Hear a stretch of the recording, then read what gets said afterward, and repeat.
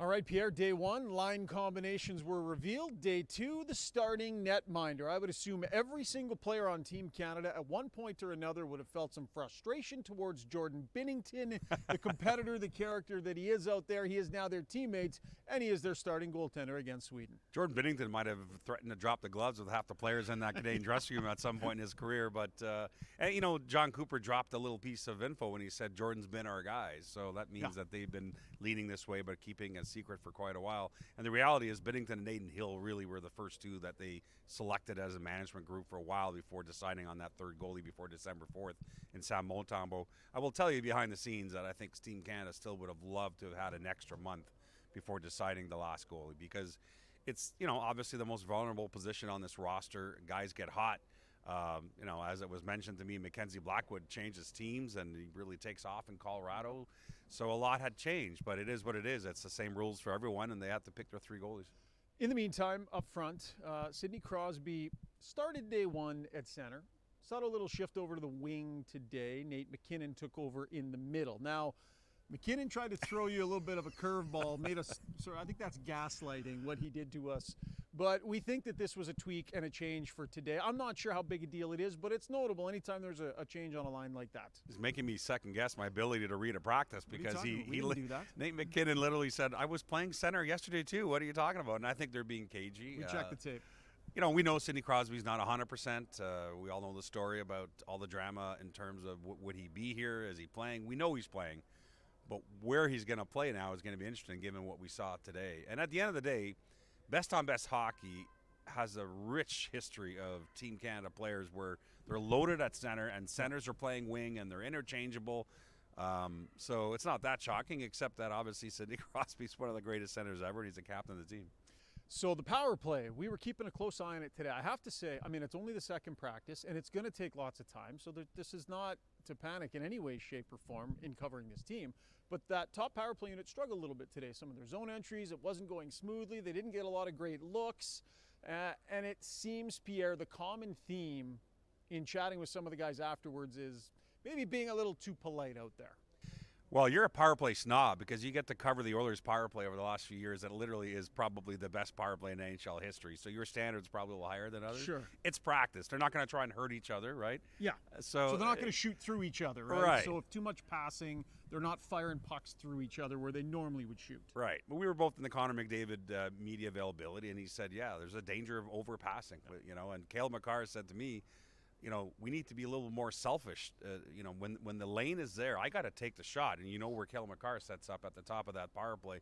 And it was interesting to hear him say that, because he's a quiet guy by nature. And I asked him about what his communication is like with Crosby, with McDavid. They've got just a number of hours to hammer this out between them verbally. They've never been on a power play together, other than, of course, MacKinnon and Makar. So that part of it is fascinating. And we did see on ice, after they were finished running their power play drills, the top unit all kind of gathered together. They sat there, had a prolonged chat on the ice. So, you know, you think some of those conversations are probably going to do as much good as the reps that they're actually having here in practice. Interesting what the coaches face here, Pierre, in terms of, you know, sometimes the coach's instinct is, if it's not working, change it. Sometimes it's, well, give it some time, let it marinate. Things take some time to sink in. What is the right strategy here if you're down, you've constructed all these lines, all these pairings, you've thought about it for months, and you're down 2-0 15 minutes in and nobody's generating anything? How fast you make changes? And for Cooper and Sullivan and all these coaches, they're going to have to figure out what to do. Yeah, it is different, Ryan. And, you know, even at the Olympic Games, which is the biggest stage of all, you can drop your opener and then still make the adjustments and find your apex before the end of that event. We've seen it many times, especially with Team Canada.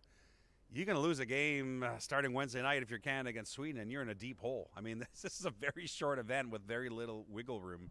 And so it's interesting when we asked Jon Cooper that, and he said, you know, you got to give your lines that you spent all these months thinking up some time, but at some point you also have to use your instinct as head coach as to whether it's time to make a change. So I'm going to be fascinated by whether that's 1 period, 2.5 periods. I mean, how long is the leash for what he believes is the best version of this lineup? He also said that he's talked to the players about that, and for them to know it's not personal, right? They're all wanting to find things that are going to work.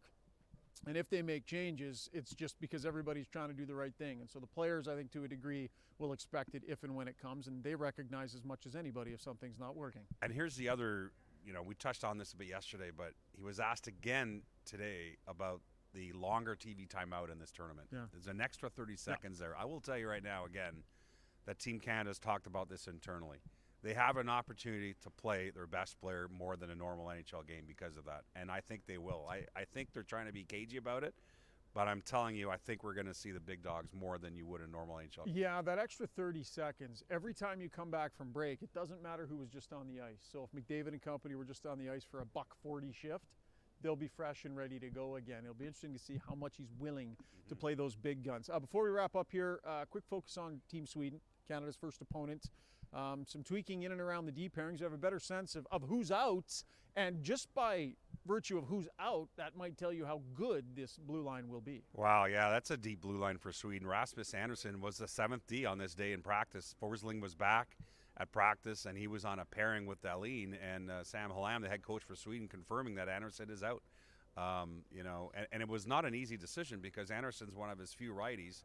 He's going to go lefty-lefty with Forsling and Dahlin, but he said, I went with what I believe are the best player to start this tournament. But that's saying something when Rasmus Andersson has had a very good year for the Calgary Flames. All right, pretty unheard of in the NHL to have 3 straight days of practice, but that's what they're going to get here in preparation for this day. Yesterday, today, game day skate tomorrow as well, and then the puck drops finally here in Montreal at the Four Nations face-off.